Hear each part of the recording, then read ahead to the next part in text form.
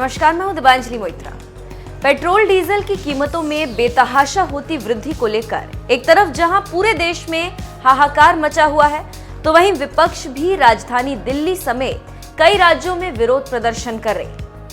तेल की बढ़ती कीमतों के बीच देश के केंद्रीय सड़क परिवहन और राजमार्ग मंत्री नितिन गडकरी एक ऐसी हाईटेक कार से संसद पहुंचे जिसे देखकर हर कोई हैरान रह गया।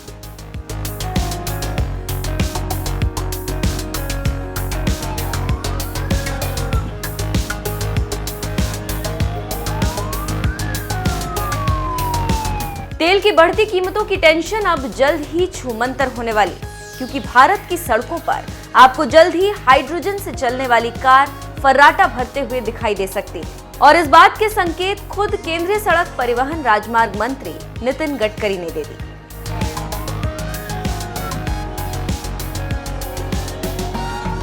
दरअसल केंद्रीय मंत्री नितिन गडकरी एक ऐसी हाईटेक कार से बुधवार को संसद पहुंचे जो पेट्रोल, डीजल या सीएनजी से नहीं बल्कि हाइड्रोजन से चलती।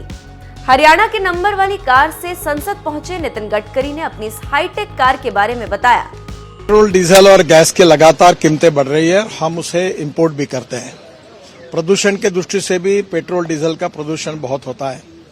Import substitute, cost effective, pollution free और इंडिजिनियस, यही हमारी नीति है। प्रधानमंत्री जी ने आत्मनिर्भर भारत का जो सपना हमारे सामने रखा है वो पूरा करने के लिए हमें फ्यूल में भी आत्मनिर्भर होना होगा। और इसलिए हाइड्रोजन के 3 प्रकार हैं। एक, पानी से ऑक्सीजन हाइड्रोजन अलग करके जो हाइड्रोजन निकलेगा उससे गाड़ी चलेगी। इलेक्ट्रिक की कार का खर्चा 1 रुपये पर किलोमीटर है, इसका ज्यादा से 1.5 रुपये से 2 रुपये आएगा। तो कल्पना यह है कि कोयले से जो बनता है वो ब्लैक हाइड्रोजन होता है और पेट्रोलियम से बनता है वो ब्राउन हाइड्रोजन होता है, पर हमें ग्रीन हाइड्रोजन तैयार करना है। और ग्रीन हाइड्रोजन एनवायरमेंट की दृष्टि से एकदम इकोलॉजी एंड एनवायरमेंट के लिए पूरक है, कोई पोल्यूशन नहीं होता। तो ये जो गाड़ी है ये हमारा, इसका नाम ही जो है वो फ्यूचर है, भविष्य। मिराई ये नाम है, मिराई का अर्थ होता है भविष्य। तो ये दुनिया का भविष्य है और ये इसके कारण पेट्रोल, डीजल का जो आज कीमतें बढ़ी वो हमको भुगतना ही होगा। देश में हमने इसके स्टैंडर्ड्स पक्के कर दिए हैं और जल्दी ही ये गाड़ी इंडिया में आएगी, फिलिंग स्टेशंस आएंगे और देश में एक बड़ा रिवोल्यूशन होगा। केंद्रीय मंत्री नितिन गडकरी का ये बयान बता रहा है कि तेल की बढ़ती कीमतों से परेशान लोगों के लिए यह हाइड्रोजन कार बड़ी राहत लेकर आएगी। लेकिन इसके लिए अभी थोड़ा इंतजार करना होगा, क्योंकि जिस हाइड्रोजन कार से नितिन गडकरी संसद पहुंचे वो टोयोटा की पहली मोस्ट अवेटेड कार।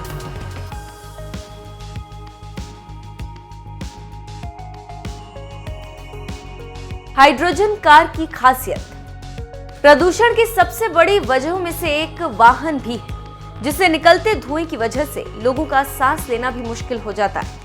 यहाँ तक कि राजधानी दिल्ली में तो हाल ये हो जाता है कि स्कूल, कॉलेज तक प्रदूषण की वजह से बंद हो जाते हैं। ऐसे में बढ़ते प्रदूषण को देखते हुए यह हाइड्रोजन कार बेहद कारगर साबित हो सकती है, क्योंकि इस कार से धुआं नहीं, पानी निकलता।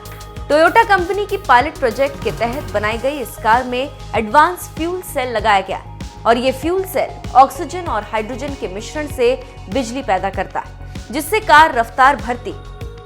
टोयोटा किर्लोस्कर मोटर्स की ओर से इंडियन मार्केट में हाल में लॉन्च की गई इस हाइड्रोजन कार का नाम टोयोटा मिराई है। हाइड्रोजन फ्यूल सेल पर चलने वाली देश की इस पहली कार को गडकरी ने ही लॉन्च किया था।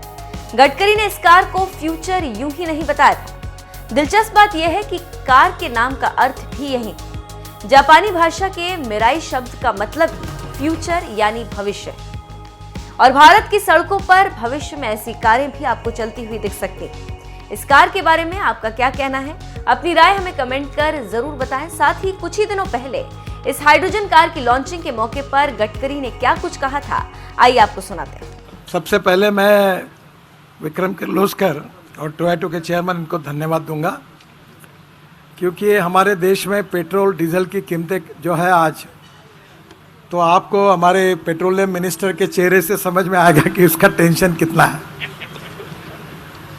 विशेष रूप से ये जो आज ग्रीन हाइड्रोजन की बात हो रही है, तो हम ब्राउन और ब्लैक हाइड्रोजन को तो इनकरेज नहीं करेंगे, पर ग्रीन हाइड्रोजन को इनकरेज करने के लिए पुरी साहब के पास एक बहुत अच्छा अवसर ऐसा है कि वो अर्बन मिनिस्ट्री के भी इंचार्ज हैं और पेट्रोलियम के भी है। और हमारे महानगरों में जो सीवेज वाटर है, जिसमें वैद्य साहब बैठे अभी, मैं वाटर रिसोर्सेज मंत्री था तो मैंने मथुरा में 80 mld स्लज को मथुरा के कन्वर्ट करके इंडियन ऑयल को बेचा, जिससे 20 करोड़ साल के मिलते हैं स्लज को बेचकर। तो मुझे आपसे यही कहना है कि ये जो म्यूनिसिपल कॉरपोरेशन और टाउनशिप में जो वाटर अवेलेबल है उसको रिसाइकलिंग करें, और सॉलिड वेस्ट मैनेजमेंट को सेग्रीगेट करने के लिए उसको बड़ा रूफटॉप लगेगा। तो रूफटॉप सोलर और विंड, ये दोनों को कॉम्बिनेशन करके अगर सेग्रीगेशन होगा तो मेटल, ग्लास एंड प्लास्टिक, इसका रिसाइकलिंग होगा, और ऑर्गेनिक वेस्ट से फिर मीथेन निकलेगा, और मीथेन से बायो LNG, बायो CNG भी बना पाएंगे, और मीथेन से हम लोग ग्रीन हाइड्रोजन भी बना पाएंगे। दूसरी ओर जो गंदा पानी है उसमें भी सीवेज का परसेंटेज होता है, वो भी बायोडाइजेस्टर में जाकर मीथेन निकलेगा।